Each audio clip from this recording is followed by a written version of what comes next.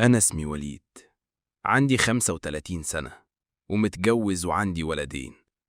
شغال محاسب في شركة وعايش حياة عادية جدا في عمارة في حي الزيتون. العمارة دي قديمة، اتبنت في السبعينات وفيها أسانسير واحد بس. الأسانسير ده مش عارف أقولكوا إيه عليه.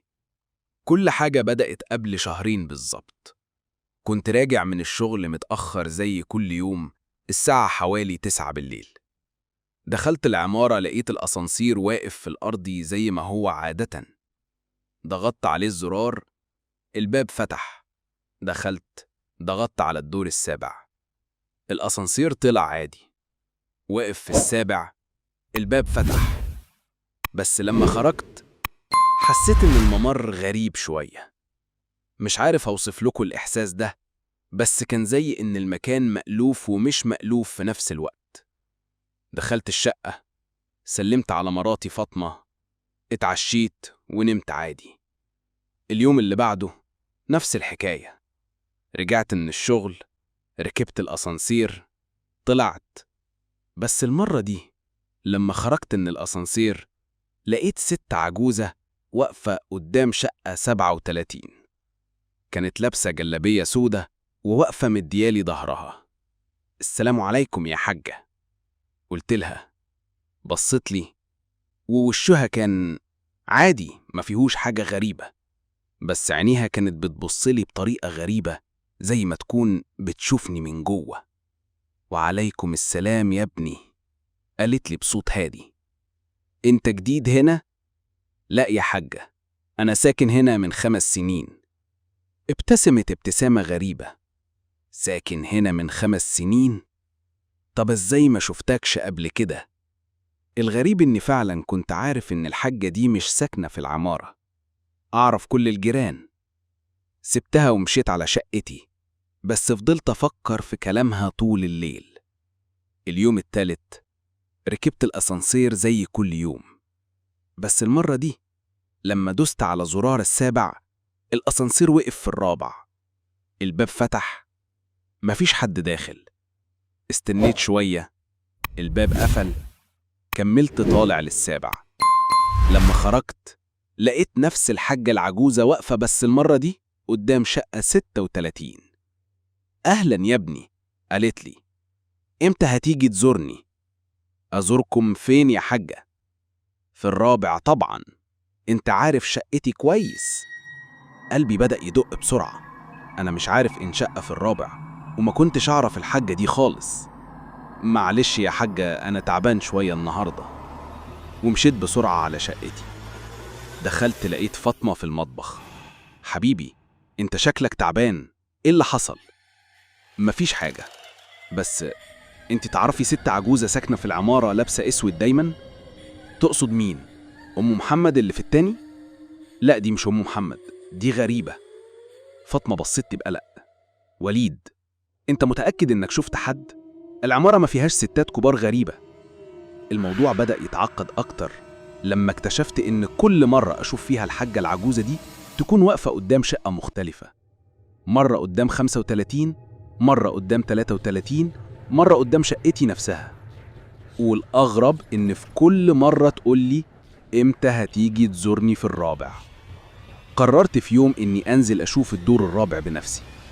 ركبت الأسانسير، ضغطت على رقم 4.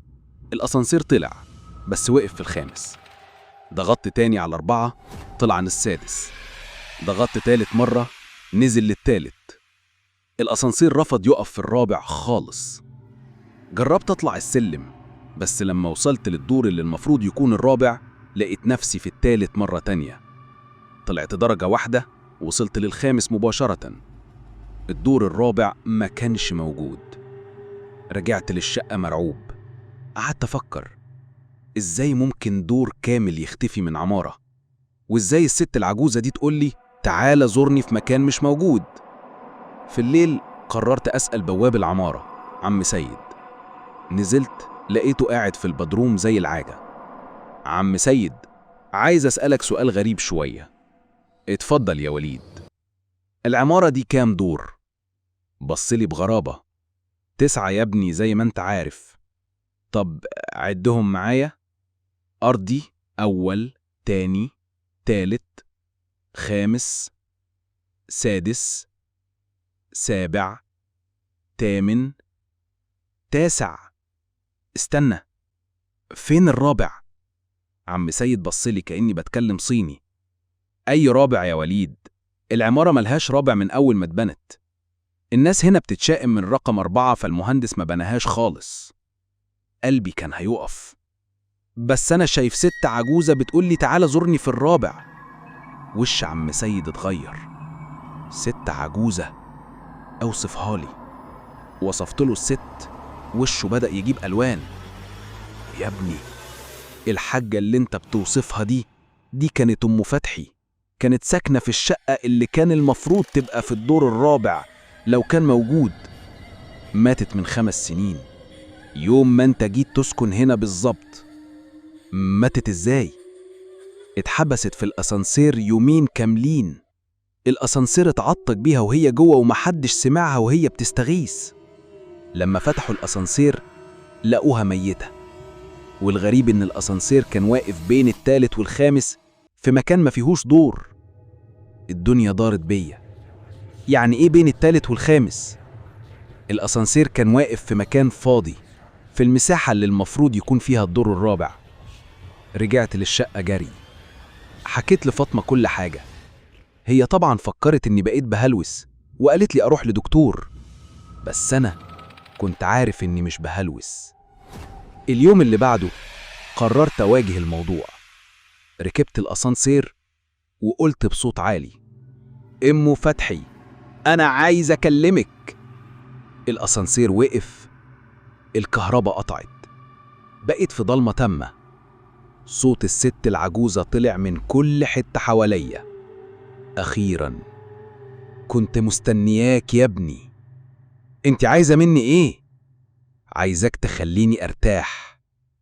انا محبوسة هنا من 5 سنين، مش عارفة امشي. ازاي اخليكي ترتاحي؟ خدني للدور الرابع، خدني البيت. بس مفيش دور رابع. ضحكت ضحكة حزينة. في دور رابع يا وليد، بس مش الناس العادية اللي تقدر تشوفه. انت لازم تصدق انه موجود الاول. قلبي كان بيدق بسرعة. طب ازاي؟ اضغط على زرار الرابع وصدق انك هتوصل. مش هتوصل بعقلك، هتوصل بقلبك. مديت ايديا في الضلمة، لمست زرار الأسانسير. حسيت بزرار مكتوب عليه رقم 4، رغم اني كنت متأكد انه ما كانش موجود من قبل كده. دوست عليه، الأسانسير اتحرك ببطء شديد. فجأة الكهرباء رجعت. لقيت نفسي واقف في ممر مألوف ومش مألوف في نفس الوقت. نفس شكل الممرات بتاعت العمارة، بس غريب. أم فتحي كانت واقفة قدام باب شقة مكتوب عليها 22. شكرا يا ابني، قالت لي ومشيت ناحية الباب. دلوقتي أقدر أرتاح. دخلت الشقة والباب قفل وراها. ضغطت على زرار الأسانسير عشان أطلع للسابع. الأسانسير طلع ووقف في السابع عادي جدا. من يومها ما شفتش أم فتحي تاني.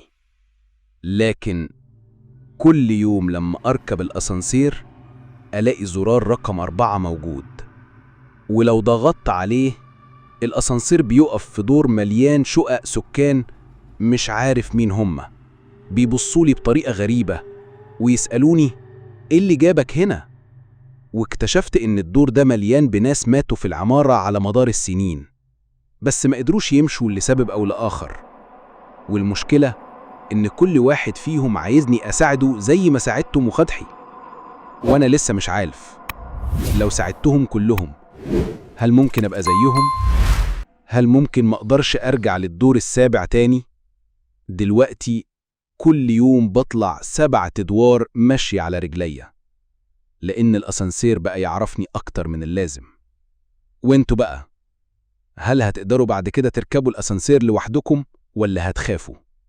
لو عايزين تعرفوا إيه اللي حصل لي بعد كده ومين الناس التانيين اللي قابلتوهم في الدور الرابع، اشتركوا في القناة، لأن الحكاية لسه ما خلصتش.